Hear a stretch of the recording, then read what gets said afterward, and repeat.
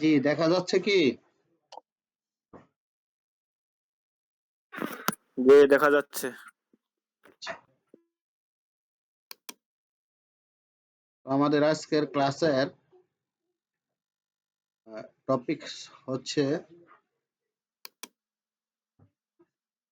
Google Earth প্রোতে মৌজানকশা overlap করার পদ্ধতি, KML বা কেএমজেড ফাইল তৈরি করে মোবাইলে ব্যবহার, অটোক্যাডে বাংলা ও ইংরেজি হাতের লেখার পদ্ধতি, নকশার স্কেল কম বা বেশি হলে স্কেল ঠিক করে ব্যবহারের উপযোগী করার কৌশল।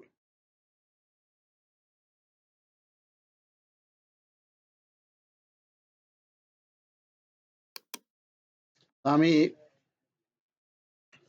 এই যে এখানে গুগল আর্থ প্রো সফটওয়্যারটা আছে, এটা আমরা ডাবল ক্লিক করে ওপেন করি।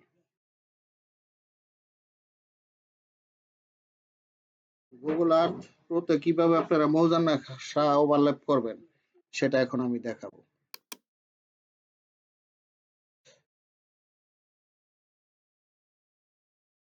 দেখেন, এই যে এই পাশে বাম পাশে কর্নার দেখেন ফাইল, এডিট, ভিউ, টুল, অ্যাড, হেল্প, আর এখানে একটা সার্চ বক্স আছে। এই যে, ঠিক আছে, আমরা কোন নকশাটা ওভারল্যাপ করব সেই নকশার নাম আগে এই জায়গায় লিখব। যেমন আমি লিখব হচ্ছে পারাগ্রাম, GRAM, পারাগ্রাম। এটা হলো আশুলিয়াতে, সরি, বাংলা করে ইংলিশ করে নিতে হবে। ARAGRAM, পারাগ্রাম, আশুলিয়া, সাভার,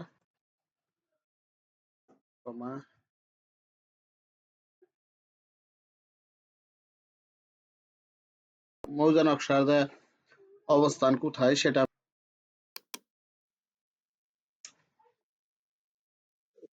সাউন্ড সিস্টেমটা একটু হচ্ছে ডাবল আসছে। ডাবল আসতেছে খানা, আচ্ছা, আবার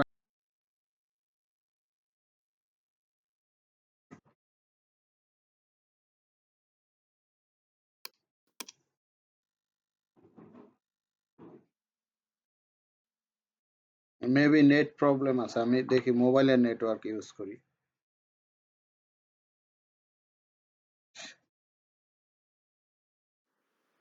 ঠিক শোনা যাচ্ছে, ঠিক শোনা যাচ্ছে, সমস্যা নেই। এখন শোনা যাচ্ছে?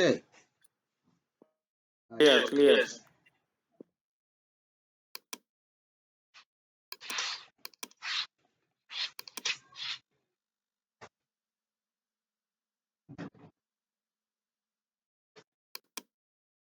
জি, দেখেন, আমি পারাগ্রাম, আশুলিয়া, সাভার, টাকা, আমি পারাগ্রাম মৌজায় একটা মৌজা নকশা ওভারল্যাপ করবো। এই যে আমার সার্চ বক্সে ক্লিক করার সাথে সাথে দেখেন আমার এইখানে চলে আসছে। এই যে দেখেন পারাগ্রাম বাজার, ঠিক আছে। শুধু পারাগ্রাম লিখলে কিন্তু আসবে না, আপনার মোটামুটি ডিটেলস লিখতে হবে, থানা, উপজেলা, জেলা, পারলে দেশও লিখে দিবেন, বাংলাদেশ, ঠিক আছে। এবার এইখানে দেখেন, এটার আগে সিস্টেমটা আমি দেখাই। আপনার লেফট বাটন চেপে ধরে আপনারা এটা মুভ করাতে পারবেন এদিক সেদিকে। এই যে চেপে ধরে, ঠিক আছে, যা দেখুন সেদিকে। আর এইখানে দেখেন, এটা আপনারা এটা মুভ করাইতে পারবেন। কোন দিকে মুভ করাইবেন? এই যে এই পাশে দেখেন অ্যারো চিহ্ন, এদিকে ক্লিক করলে এদিকে হচ্ছে।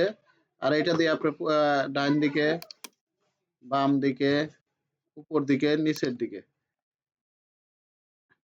এবার আপনারা এইখানে ভিউতে যাবেন, ভিউতে যাই এখানে রিসেটে যাবেন, এখানে ট্রিট এন্ড কম্প্রেসে যাবেন।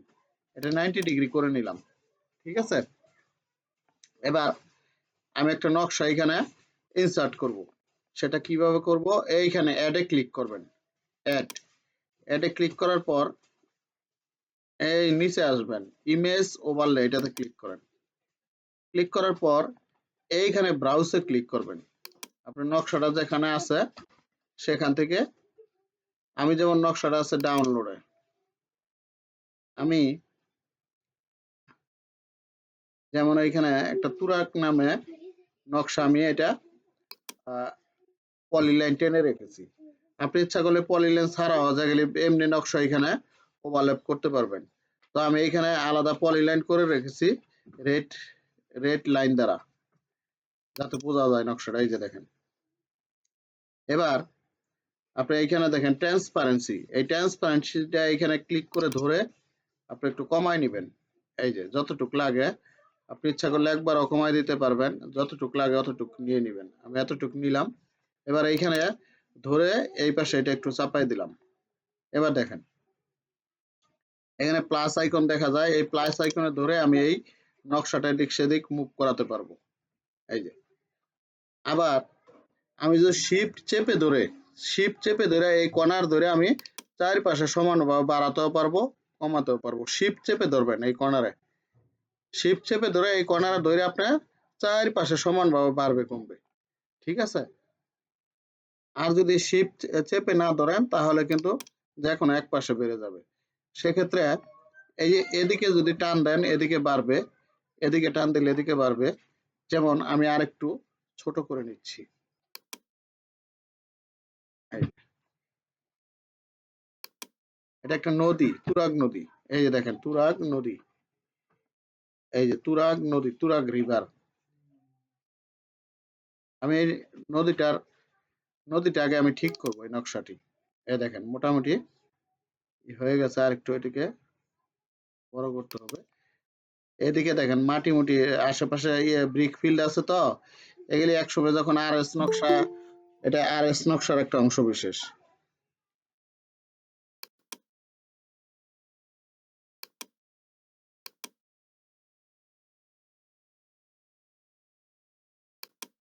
ঠিক আছে, এটা একটা আর এস নকশার উপর পলিলাইন টানা।